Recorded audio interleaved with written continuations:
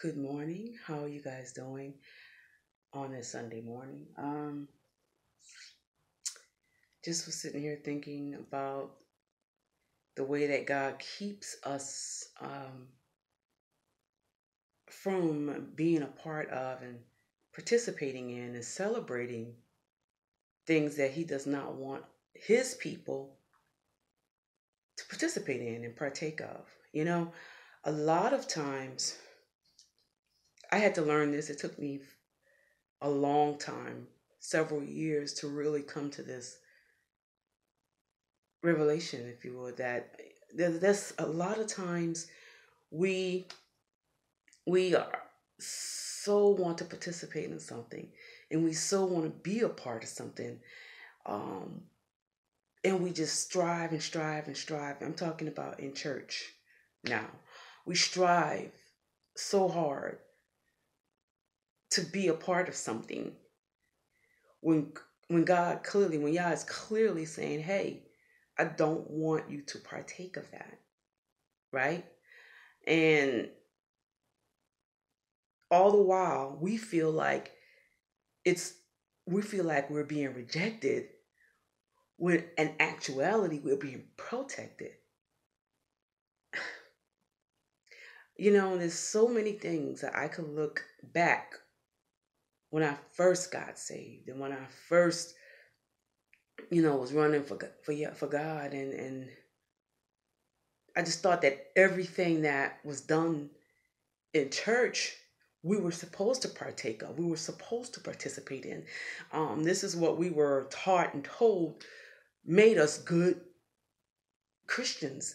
If we did everything we were told and instructed to do without questioning why we do what we do, that means that we were submitted. That means that we were teachable, right? And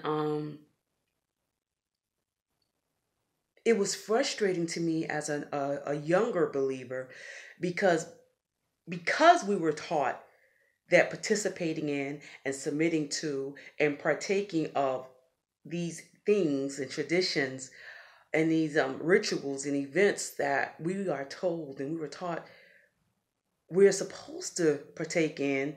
And if we do these things, then that means we're good, submitted, faithful, humble believers. And so here I am, I love God with everything in me, and I want to do what God says to do, and I want to do what's right, and I want to do what God wants me to do. And this is what I was taught. And with everything that I know, pursue these things and try to partake of these things. And I ran into a brick wall every time. It was always something.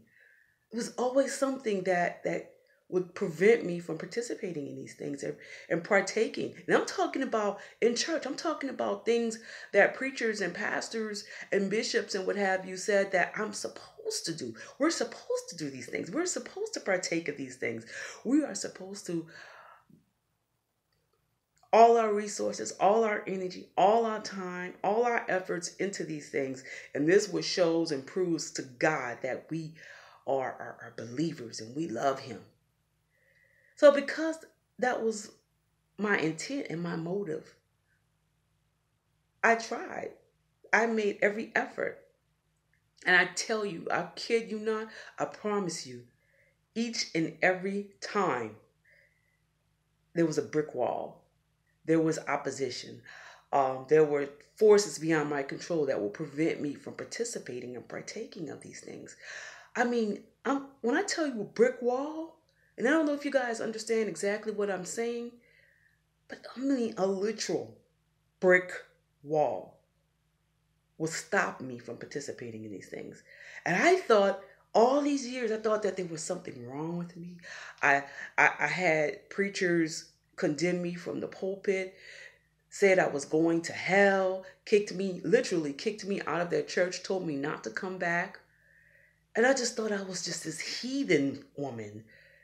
And here I am, I'm like, well, I'm doing everything I know to do to serve God. I'm doing everything I know to do to be obedient. In the brick wall. And I could look back now, as you know, and Yah has over the years revealed, this is why I didn't want you to participate in that. And this is why I put up the brick wall so that you couldn't partake of that. And this is why I said, no, you're not going to celebrate Christmas no more. And this is why I prevented you from going to this conference and that conference. And this is why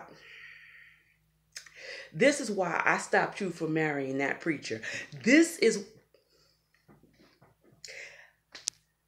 I'm telling you, when you come up against a brick wall, it's not always warfare that's preventing you from entering into the will of God for your life.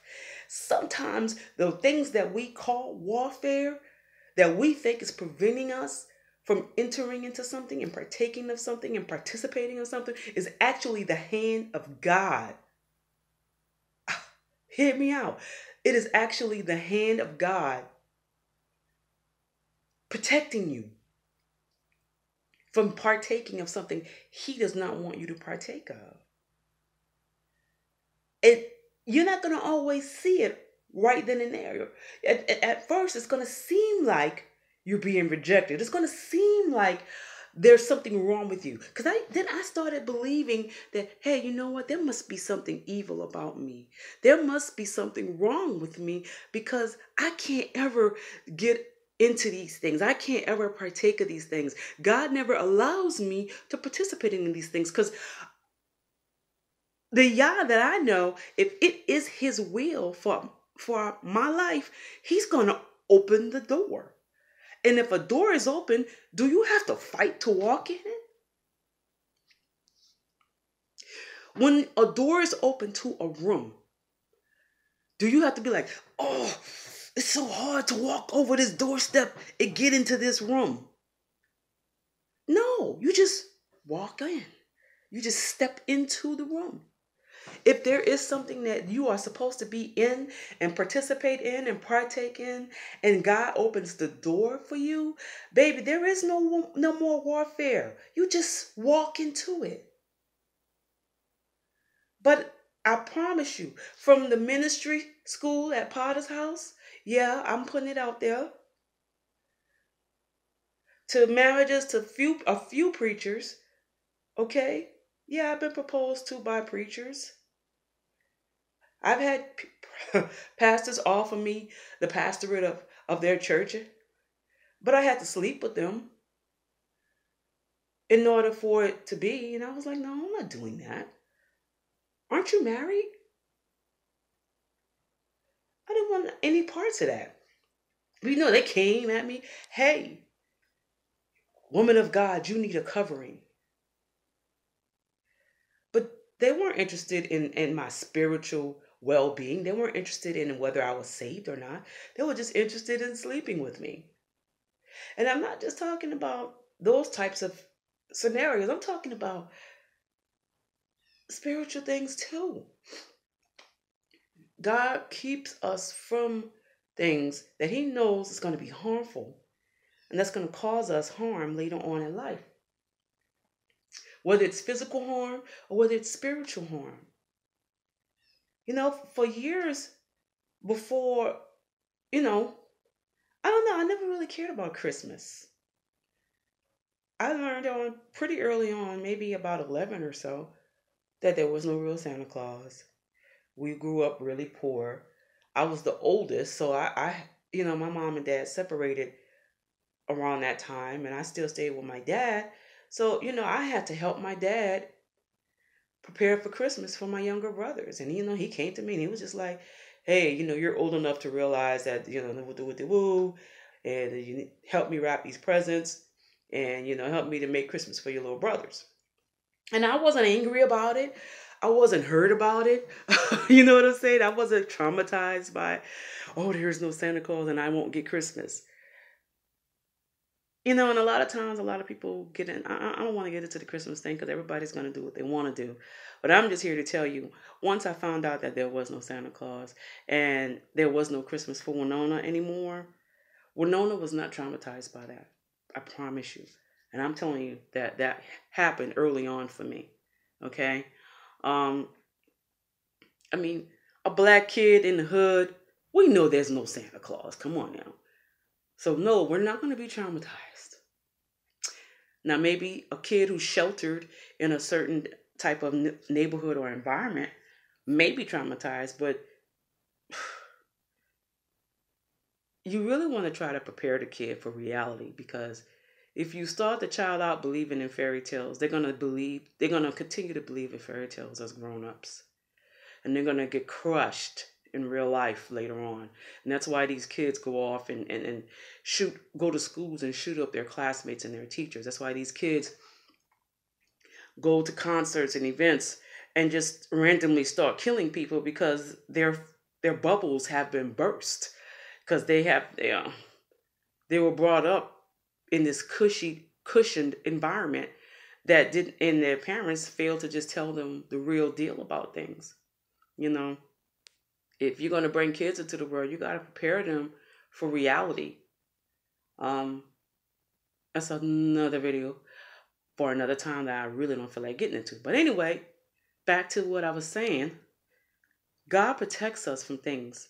And I challenge each and every one of you to don't push so hard to be in something when God is trying to protect you from it. Don't push so hard. If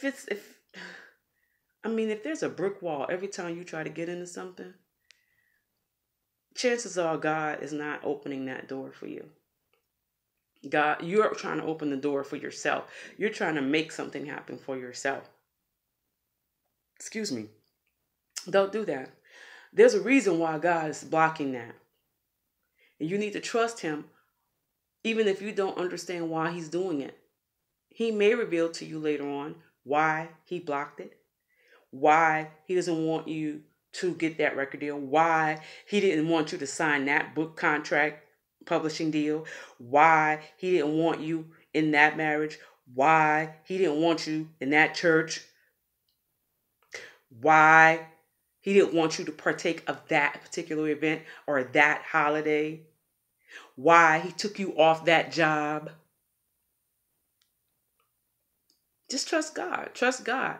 You know, the steps of a good man, the word says the steps of a good man are ordered by God. You understand? So we have to trust God in every aspect of our lives, that, hey, you know what? It's not happening the way that I would like for it to happen. But God is in control when he is in charge. And if you belong to God, he is in charge of your life. It took me a long time. And sometimes I still forget that sometimes. And I'm still like, hey, God, what's up? What are you doing? But trust God. That's all I'm saying. Trust God. You know, and don't get caught up in what other people are doing and what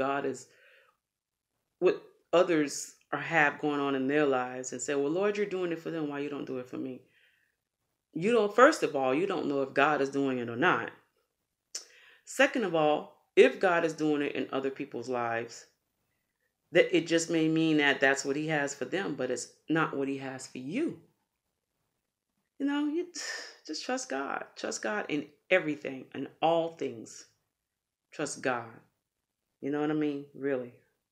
And over 20 years ago, and I said I caved in and said, I'm going to do the Christmas thing. And all kind of opposition happened. And it just didn't make any sense to me. And I was like, I don't understand, Lord. I thought that being a good mom is providing Christmas for my kids. And God had to show me all those years ago that is so untrue. I didn't tell you to celebrate my birthday. I didn't tell you to go into debt. I didn't tell you to do all of these things. I have clearly written out in my word what I want for you to do. Anything outside of that is demonic. I don't care how it's cloaked. I don't care how it's masked. I don't care what it appears to be. I don't care if my name is slapped on it. If it's outside of my word, you can't find it in my word, then I didn't tell you to do it and you don't need to partake of it. And and that was it. I mean, but for me, the whole deciding not to celebrate Christmas thing was a practical matter. It wasn't even spiritual. I didn't have any spiritual revelation of what Christmas is or what it is not 20 years ago. I was like, this doesn't make any sense. I don't understand. This doesn't make any sense. And I just was like, I refuse to take my few resources and the limited energy I had back then to partake of something that was, it just eschewed all kind of confusion. It just, ugh. Do you understand what I'm saying? And even today, I find every year in November and December, the enemy tries to bring more confusion into my life. Even though I made a conscious decision to not celebrate a pagan holiday, well, I'm going to still try to make sure that you have to partake of this confusion and this spirit, so-called spirit of Christmas. You know, as if that spirit is attacking me because I made a conscious decision and I'm not going to do it. Well, I'm here to announce to the devil, it ain't working.